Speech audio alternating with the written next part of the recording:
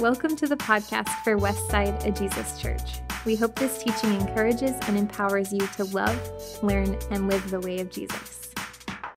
So I got this picture for you, all right? I want you to look at it and tell me what you see. All right, a little bit of crowd participation. Slide, let's go. There we are. All right, look at that. Stare at it for a few seconds. Stare at it. Look at that. And I want you to tell me what you see. Come on, speak out. Somebody said a guitar player. Somebody said two old people. Huh? A sombrero. Yes. Two faces. Anybody see two younger people? Couple. Some of you see two older people.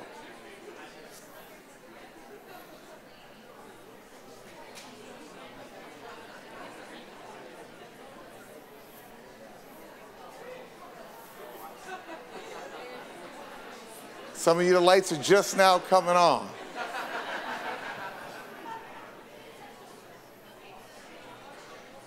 All right. Okay, enough.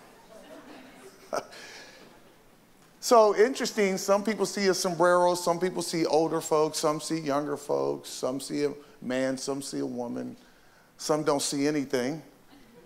If you don't see anything, you're blind. Jeez. But the interesting thing is that we all see something, but we see something differently. Which points to this thing I want us to kind of lock in on, is this ideal of perspective, because each one of us have one. All of us have a perspective. And most of our perspectives oftentimes are based on where we grew up, what part of the country we grew up, the family we grew up in, the kind of Christianity we experience, whether we're male or female or whatever, but we all have our perspective. And that's not just true for ourselves. We see it in our culture, right? You just look at politically, if you cut on Fox News leans right, all right? You cut on MSNBC, and MSNBC tends to lean left. And so, everybody's got a myriad of perspectives, and that's just true, period. And the interesting thing is that it's not bad that we have a perspective. The problem becomes when we refuse to hear other people's perspectives.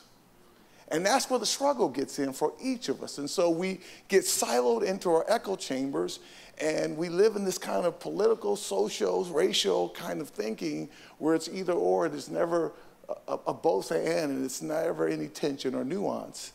And so we get stuck into our perspective, and we refuse to hear other people's. And if there's ever been a people that should be able to break out of that and to think different and to think nuanced and to live upside down and be the kind of people that God has called us to be, that should be the church. But the problem with perspective is that we do this with it. Look at the second slide. And I'm sure all of us have been here. Look at them. Precious little faces there. Now, what's interesting about this table is it's a table we've probably all been at. It's called the kids' table. And you remember Thanksgiving, Christmas, your grandma or grandpa, they'd put you at the kids' table because the adults wanted to have their own table to have adult conversations. And we didn't want to get bothered. My grandparents and my parents didn't want to be bothered with the kid chatter. So they created a lesser table for us to be on, and we would just do our thing. The interesting thing about perspective is that this is what we often do. We take issues like race, immigration, sex, all that stuff, and we put it in the kids' table. We don't allow it to be at the main table. And what Jesus is calling us to do as followers of him is to say, look, everybody has a place at the table, and we can't take stuff that are unique and germane only to me and allow that kind of voice to be at my table. I have got to include other people, not just kid table those other issues, because I don't want to hear them because they make me feel uncomfortable. And I have been in Christianity long enough as a black man in a white evangelical church listening to a white evangelical perspective for 29 years, and I'm not here to make you uncomfortable because that is not my goal. I am not here to be a shock jock, but what I will say is that when we get to issues around marginalized, displaced black and brown people, what we often do when those subjects come up, because we're uncomfortable, because America has never figured out how to have a real conversation about race, what we do is put it in this nice little kid table. And we never, ever allow it to have a voice at our table. And yet we claim that we want this multicultural, heterogeneous church that truly reflects the kingdom of God on earth as it is in heaven. And we can't get there because we're stuck.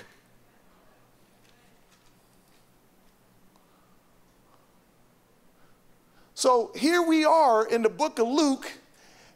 And, you know, if you've ever gone through the book of Luke, what's interesting is that the first 9 chapters of the book of Luke, you get the teachings of Jesus.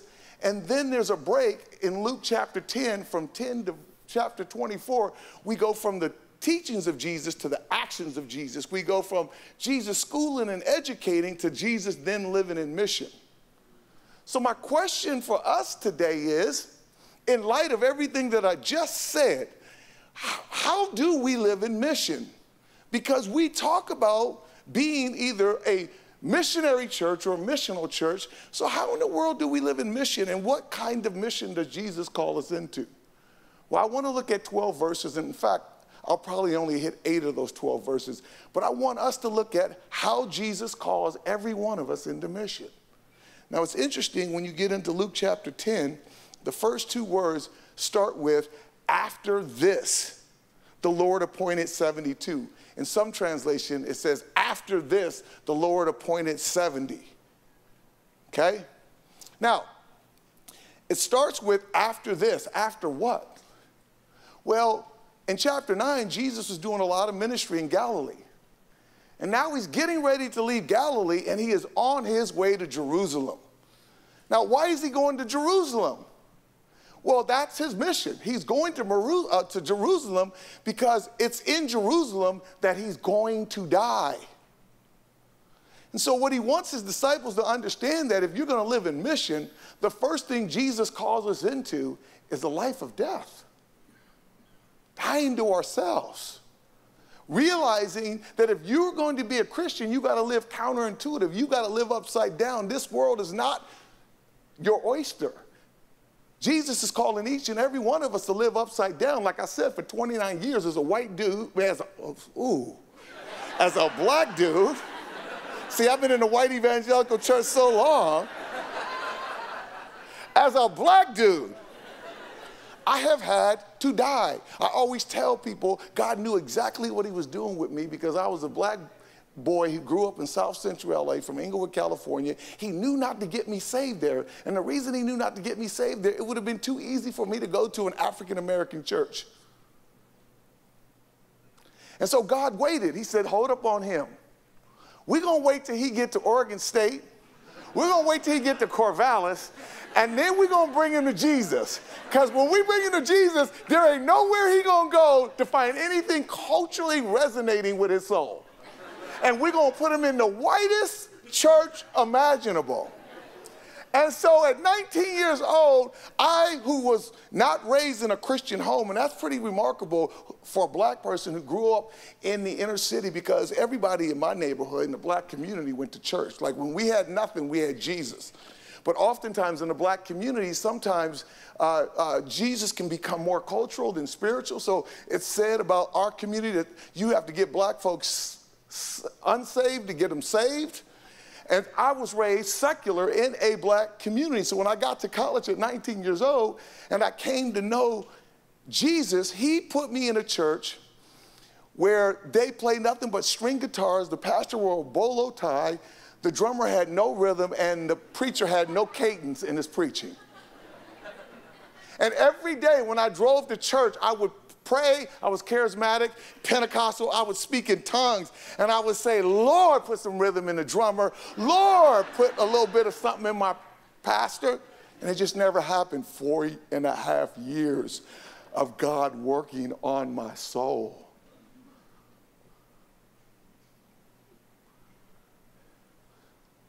Expanding my perspective, calling me to die. And I don't know if you guys have ever been in a space where you're the only. I can only imagine for the minorities that go to this church, the things that they have to wrestle through just to be here. The kind of death that you have to experience because whiteness has been so normalized. And I'm not here to beat up on white folks. I just want you to understand my perspective and not put me at the kid table.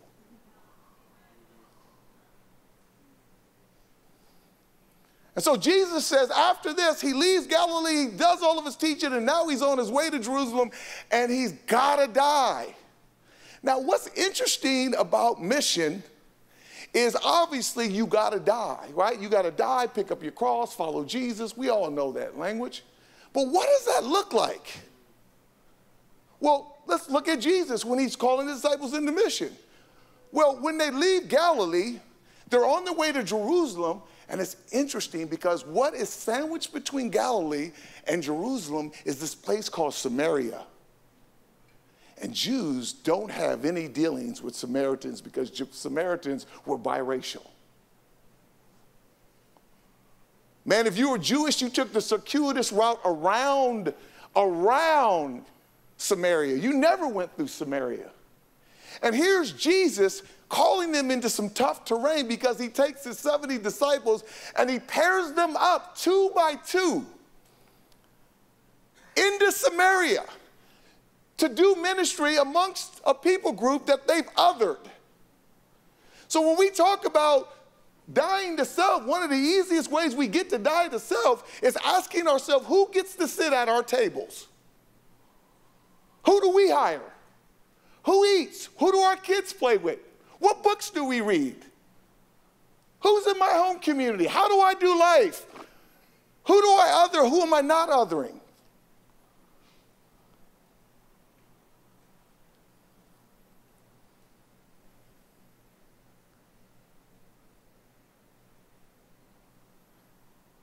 Are you hearing me this evening?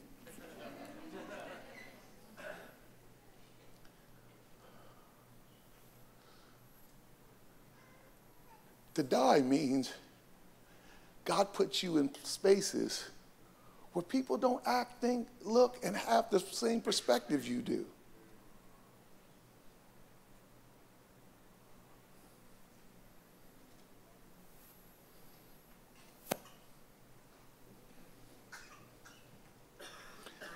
Ow. What does it mean to live in mission? Notice what Jesus does. He calls these 70 disciples, pairs them up 2 by 2, and sends them into every town and city. So my question is if you do the math, and Jesus is sending them into all the Samaritan cities, and he's pairing them up 2 by 2, how many cities are they probably going into? How many? Come on, mathematicians. 35. So 2 disciples per city, 35 cities. So my question to you, Westside, is this. Is that really enough to change a city? Can 2 change a city? Can 2 change Beaverton? Can 2 change Tualatin? Can 2 change Tigard? Can 2 change Portland? Can 2 change Gresham? Can 2 change Rockwood? Can 2 change Hillsborough? Can 2? In fact, Jesus doubles down with him and he says in verse 4, do not even take a purse, a bag, or sandals. Do not greet anyone along the road. Take nothing. This is antithetical to how we do missions, because when we do missions, we come with stuff. We're Americans. We're resourced. And Jesus says, I'm stripping you of everything. I don't want you to depend on anything but me. And I know this to be true because I moved back here 6 years ago. I was in LA. I was doing real estate. You guys remember in 2008 when everything collapsed? Everything I owned collapsed. I was losing my home, I had to short sell stuff, foreclosure, everything, and felt less than a man struggling because I pride myself on providing for my family. And then God offered a lifeline for me to move back to Portland. And a friend of mine at Imago Day, who happens to be the lead pastor, Rick McKinley, said, why don't you move back here? I'll hire you. I said, well, what would you pay me? He goes, you name the salary. I'm like, really? I named the salary, and he said, done. And I said, what do you want me to do? And he goes, I don't care. You write up the job description. I'm like, really? And he goes, and then on top of that, I want you to take 6 months and do nothing but just get acclimated to the city again. Now, can you imagine having that kind of job? Name your salary, name your job description, and you got 6 months to kick it. So I get back to Portland. People heard that I got back to Portland. The principal at Benson Tech, an African-American gentleman named Curtis Wilson, heard I was in town. He had just got the job at Benson. Benson was in shambles, and their sports program was really in shambles. And he called me and he said, Eric, I heard you're in town. I know you work with youth. Would you be willing to come be our basketball coach at Benson? I said, absolutely. He says, come over and interview. So I went over there, I sat down, I'm excited, and he goes, now before you get too excited, notice what I didn't tell you. I did not tell you what the gender was. And I said, what do you mean? He goes, I'm not asking you to be the boys' coach, I'm asking you to be the girls' coach. Now mind you, I love women. I'm married.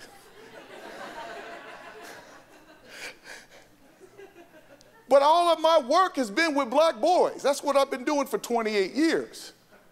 And so he says, we want you to be the girls' basketball coach. And I laughed, because I'd never coached girls in my entire life. And he goes, look, I got 15 applicants. I'm going to give you 7 days to think about it. But I know you're a Christian, and I know you love the Lord, so pray about it. So nothing like somebody that don't know the Lord telling you to pray to the Lord about an opportunity. And so I laughed. I went home. I told my wife. My wife thought it was strange. She was like, have you ever coached girls? I was like, no, I've never coached girls. He goes, well, that could be intriguing. And then I went to my pastor after about 3 days of praying, and I said, Pastor, I don't know if I should take this opportunity. Maybe this will give me an open door to minister to black and brown kids. You know, that's my heart, but I don't know. I've never worked with girls. I feel a certain way about that as a man. I just don't know. And he said to me, he goes, look, I don't know why you tripping. He didn't say it like that, but that's how I heard it, all right? He said to me, he goes, the mission is still the same. The only difference is the gender. And so I took the job just on that alone. Now, let me just give you a little bit of background to Benson. Benson is 81% free and reduced lunch. It's one of the most multi-ethnic schools in the city. It has a lot of challenges. Anyway, I take the position, and I try to erect our girls' basketball team. And after the first year, we got our teeth kicked in. 6 times we lost by 60 points. Yeah, it was bad. In fact, they wrote an article in the Oregonian called, Is It Not Time to Show Mercy? And part of the article was about showing mercy to Benson girls' basketball. Anyway, fast forward 4 or 5 years later, here we are doing the improbable. The year prior to this, literally a year ago, they were on the table talking about killing all the sports programs at Benson as a whole just because we couldn't even compete at the 6A level. I remember going down to the district making an argument just to at least keep the girls' basketball program because we're on the brink of doing something special. To make a long story short, we end up getting to the playoffs, and then we make a run in the playoffs. We upset the number 2 team. Then we played a number 3 team to get into the state championship game, and we did it because a girl named Taylor Lade, with 6.1 seconds left on the clock, after one of Beaverton High School, sorry, being you Beaverton folks, but this is what happened, all right? Take that up with God. Missed the free throw. We grab it. Taylor goes the full length of the court and banks it in at the buzzer.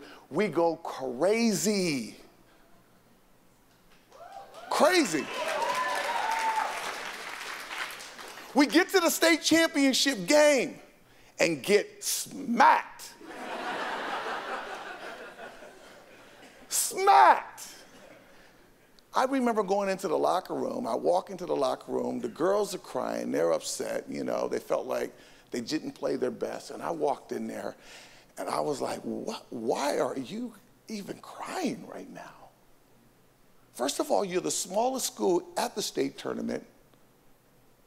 I said 4 years ago, or 5 years ago, when we started this program, a third of our program, JV2 through varsity, were playing in track shoes. A number of girls didn't even come out because they couldn't even afford the participation fee of $35. 80-something% of our student population is on free and reduced lunch. We don't have any of the fancy stuff that all the schools at the state tournament had. We had the lowest enrollment. We shouldn't have been there. And we're here. And what I learned in that experience was not having the resource became the resource in itself. Because when you don't have anything, at least at the end of the day, you have him.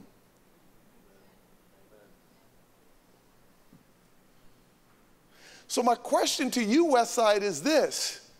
Can two change a city? There's 3 African-American women in North Portland that got fed up because they did not see black and brown lesson plans in the school that represented the kids that they so desperately wanted to be represented. And so they said, we've had it. They decided they were going to start a charter school called Kairos. And what they did was they said, you know what? We don't have much resources, but we're going to put together a school where black and brown kids get to come to school every day and go through history and learn stuff that looks like them. And I got to sit on that board, and it took us $2 million to do it, and we started with nothing. And I watched God month after month provide for the school to now it is up and running and flourishing. My question is, can two change a city?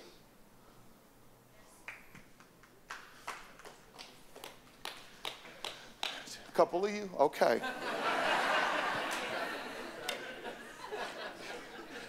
Whew. All I'm saying is that it don't take much. Mission ain't about the material you bring, it's about you that you bring. I love this saying, witnessing is witnessing. It's being present in people's life and seeing them transformed. It's just showing up. It's about connection. It's about being there. It's about setting aside your schedule, making your time for others. How in the world is your perspective going to change? How are you going to keep from creating kid tables in your life? I'll tell you what, show up. Be present. Listen to people. Be slow to speak and be slow to, what is the scripture? Be quick to listen and slow to speak. There it is.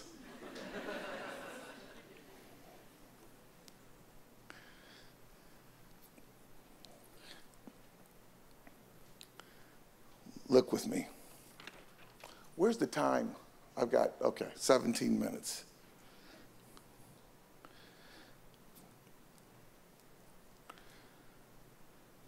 Verse 2, he says, he told the harvest is plentiful, but the workers are few, and the Lord of the harvest, therefore, he told them, the harvest is plentiful, but the workers are few. Ask the Lord of the harvest, therefore, to send out workers into the harvest field.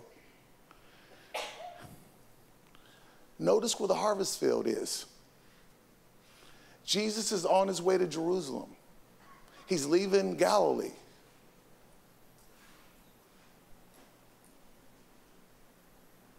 He's calling his disciples into Samaria, into a very uncomfortable place, and he says the harvest is plentiful.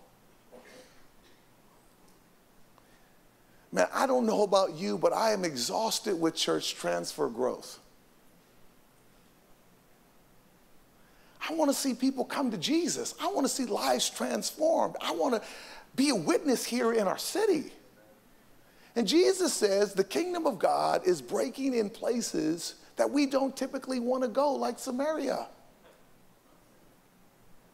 The harvest is plentiful. People are hungry. They want the gospel. But those are the places that we don't want to go because they're too hard. They're too difficult. We won't understand them. They won't understand us. And this is the very places that Jesus has called you to go. I jumped into Harlem, literally stepped off full-time at Imago Dei. I told my wife, we're going to do this. She says, how are we going to support ourselves? I don't know. But she says, so why are we doing this? I said, because this is where the harvest is. This is where lives are going to be transformed. We aren't supposed to figure this out. We are supposed to walk by faith and not by sight. You don't do it, you don't see it, then do it. You do it to see it. This is the space that Jesus has called each and every one of us into. And he says the harvest is plentiful. You want to see lives transformed? You want to be on a wild ride? Let me tell you, the moment I took that coaching job, it has literally changed my life. It has literally turned my life upside down. It has turned my family upside down. It has turned my perspective upside down. My whole world has been rocked. Who's willing to die? Who's willing to go to Samaria?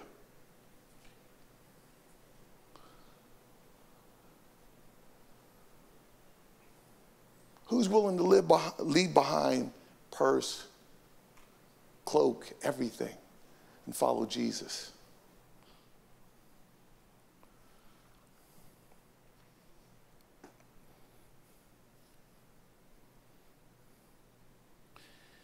He said, the harvest is plentiful, but the workers are few. Ask the Lord of the harvest, therefore, to send out workers. Which gets me to the kind of gospel we're being sent out to perform, to preach, to proclaim. Interesting, this word sent out is different because when the normal Greek word for sent or sent out is apostello, which means a messenger, an ambassador, somebody that's proclaiming a message. But this Greek word is called ekbalo, which means to drive out or to cast out or to thrust out. It was a word that was used when Jesus drove out the demons and all of his networks. And so what this tells me a little bit about the gospel is this, that the gospel is not just about personal righteousness where we proclaim the gospel and bring people to Christ. It's also a kind of gospel that incorporates justice, that confronts systems that, where we're interrupting systems that are impacting marginalized and displaced people. The problem with much of our gospel, in my own experience, is that a lot of our gospel is Tim Tebow-ish. And I like Tim Tebow. And I think he's on point. In fact, I even got to meet Tim Tebow and his parents. But how many of you know that's only half the gospel? The other half of the gospel is Colin Kaepernick. You do know Colin Kaepernick was a Methodist who got baptized in Wisconsin.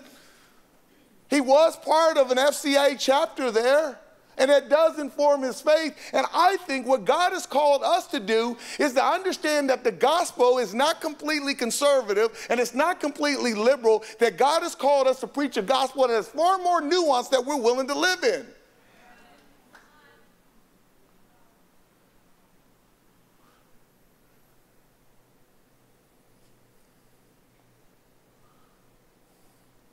That's what it means to live at a table. And if you're offended at that, that's because anybody that could speak and expand your perspective, you won't let in because you still have them at the kid table. I get it. I'm a black man, 29 years old, in white evangelical spaces. 29 years in churches where they didn't tell you how to vote, but they implied how to vote. week after week, watching the same paintings and the same candles burn and the same songs that didn't represent me in any way culturally.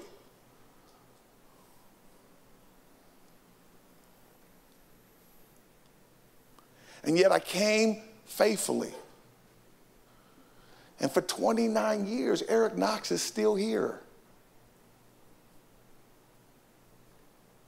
And I ain't going nowhere. Nowhere.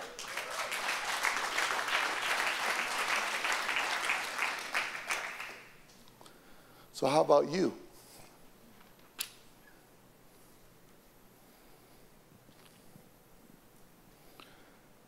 How about you? How about us? Are we willing to live in that kind of radical gospel because it's going to cost us something? When I got saved at 19 years old in Corvallis, what I didn't tell you is that my pastor encouraged me to get a Christian roommate in the church. It would help us hold each other accountable and grow. I wanted to grow. I was on fire for the Lord. So he partnered me up with a guy named Doug Schroeder. Doug Schroeder was from Gold Beach, Oregon. He led the school Republican debate team at Gold Beach, Oregon. My pastor thought it was a good idea for he and I to be roommates. And you know what? Little did I know until I'm 53 years old, it was the best thing that ever happened to me. And it was the best thing that ever happened to Doug.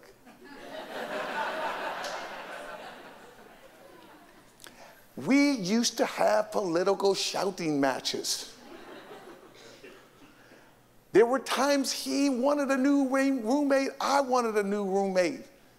But for 4 years, he and I remained roommates. He was not an athlete, I was. We were opposite. He was from Gold Beach, I was from Inglewood. And let me tell you, after 4 years, I changed. And after 4 years, Doug changed. And he is very right still. And I'm pretty centered, sorta.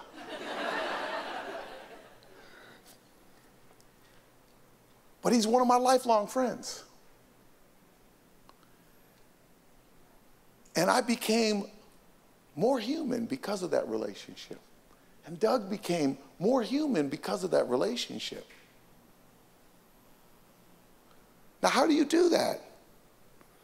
Well, in verse 3, Jesus says, go. I'm sending you out like lambs among wolves.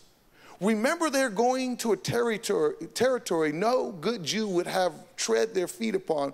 Do not take a purse or a bag or a sandal, and do not greet anyone on the road. Notice Jesus said, go.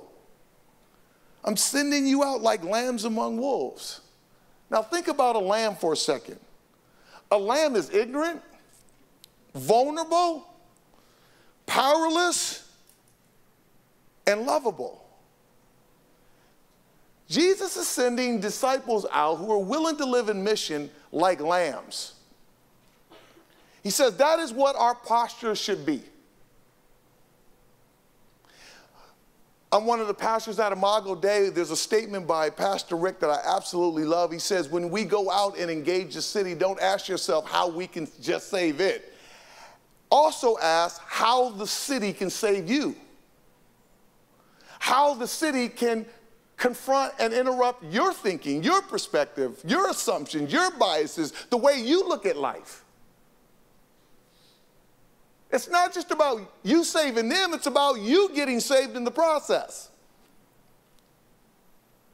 Right? It's you know, if you've ever read Paulo Freire, it's a book called Pedagogy of the Oppressed, and he says, if you really want to see transformation, the key to it is flatten it and understand that anybody you're trying to impact, you're being impacted in the process. Now, in order for that to happen, there's three things that got to happen in your own life if you're going to do this work. The first thing is that Christianity has to free itself of being omniscient, meaning this ideal that you know everything.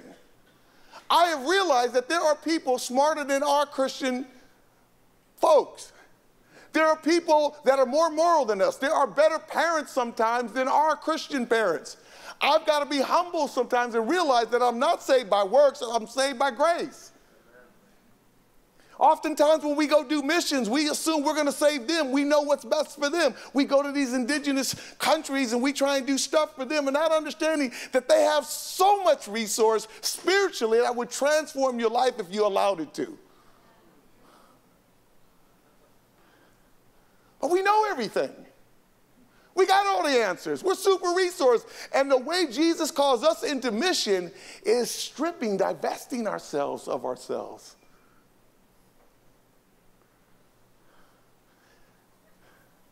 The other thing is becoming a lamb means that you're not omnipotent. You're not all powerful. I'm not all powerful. And so often when we start working on the east side with them poor folks, we assume that we have all the power to hold their life together.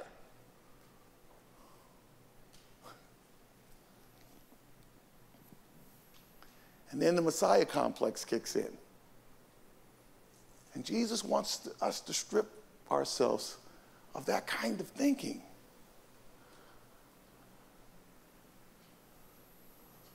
How many of you with me this evening?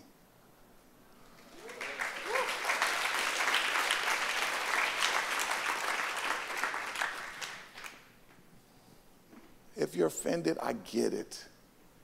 Man, for 29 years, you don't understand how often I've been offended, and yet God kept hanging me in there, building a brand new, larger table for me.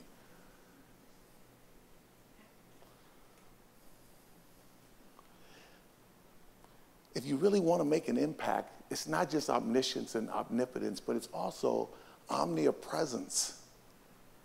That God wants to liberate his church. Now, what I'm going to tell you might sound very offensive, but it's true. And I hope you have ears to hear what the Spirit wants to say to us, because I'm in this. I'm not some prophetic dude that comes and blasts the church and leaves. I'm a pastor in a predominantly white church. So I'm in this with you.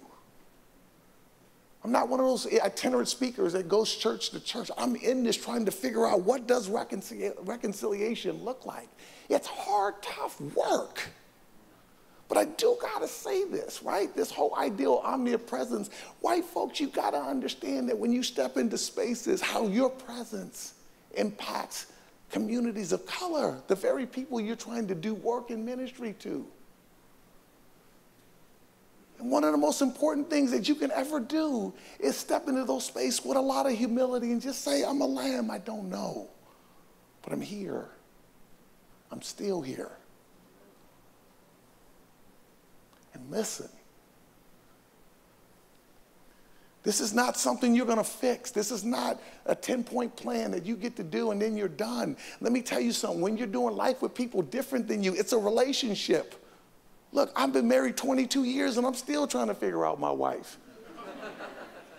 Right? And I'm never, ever going to figure her out. I'm going to know her better, and I'm going to fight for her, and she's going to fight for me. But we got a lot of work still to do. But we're in relationships, so we're in this together. Listen, when you step into this, this is not something you arrive at. It's humbling, it's hard, but it's relational. And once you get to know somebody, the beautiful thing is you can't be biased or prejudiced against somebody you know.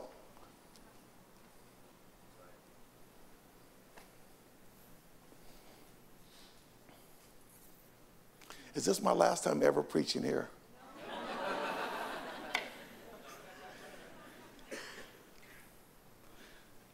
I got 2 minutes. Let me hit this one point. Verse 5, he says, when you enter a house, first say, peace to this house. Now, interesting, he says, when you enter a house. Now, what's missing here? What's missing here is an invitation. But he says, when you enter a house, first say, peace to this house. If someone who promotes peace is there, your peace will rest on them. Now, there is no invitation. The invitation is happening from the person that's demonstrating hospitality to you. Now, why would somebody be asking you over for dinner? Well, think about how Jesus is asking us to show up and live in mission in the communities we want to serve. We're coming in broke and needy because we have nothing. You see, hospitality isn't just welcoming people, it's being welcomed. It's not just being hospitable, but it's allowing others. It's not, how should I say this? It's not just welcoming others into your home. It's also just being welcomed by other people. And Jesus says here, when you enter a house, first say peace to this house. If someone promotes peace is there, your peace will rest on them. And if not, you will return to them and stay there, eating and drinking whatever they give you, for the worker deserves his wages. Do not move around from house to house. Now notice Jesus says, stay there eating and drinking. What house are these Jewish folks asked to eat in? A Samaritan home, right? They didn't eat this kind of food. But because they're there, a relationship is happening. And all of a sudden, walls and barriers are falling because they're living in mission, because they're no longer othering somebody. They're sitting at their table. They're not putting them at the children's table.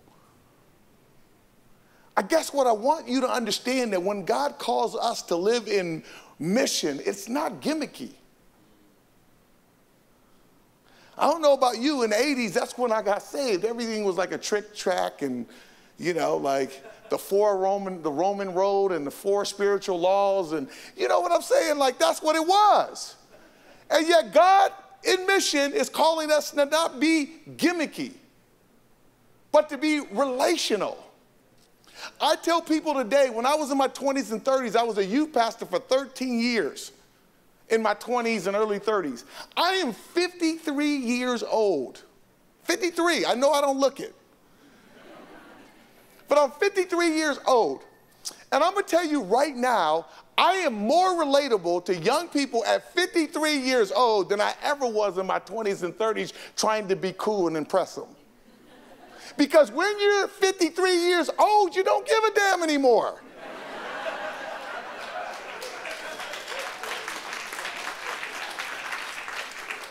This is me.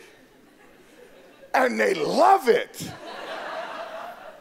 You say what you're going to say, you know, the cement is dry. You are who you are at 53 years old. And I've never been able to connect with kids like I connect with kids right now at 53 years, because I am my authentic self. I'm not gimmicky. I try not to be gimmicky. I just try and show up. Find those people of peace and do life with them. West Side, what is God calling you to do? He's calling us to die. He's calling us to Samaria. He's calling us 2 by 2 into community with nothing but our broken, vulnerable selves. He's calling us to listen and be present and to serve and to love and to be different and to definitely not be gimmicky. And when you're like that, you can let your hair down and breathe. That is the good news of the gospel. You are freed up to be you. You love Jesus when he ministered to the Samaritan woman in the book of John, because she knew he was Jewish. He didn't try and be Samaritan. He was just himself. And that is the goal of Christianity. So the question today on the table for Westside is this: are we going to have one table? Are we going to have one table? And are we going to emancipate ourselves from the kid table that denies us the perspective that makes us more human?